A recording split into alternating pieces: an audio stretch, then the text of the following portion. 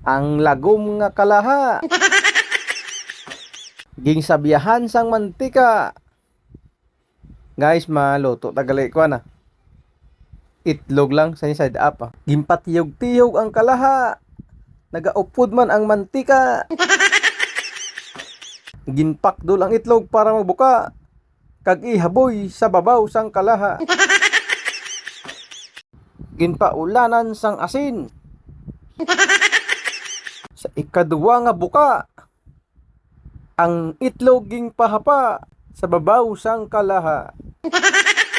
Sa ikatatlo nga buka, ang itlog nagutok na sa kalaha.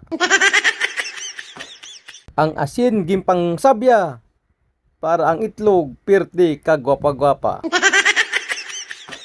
Ari na guys, luto na aton nga itlog guys.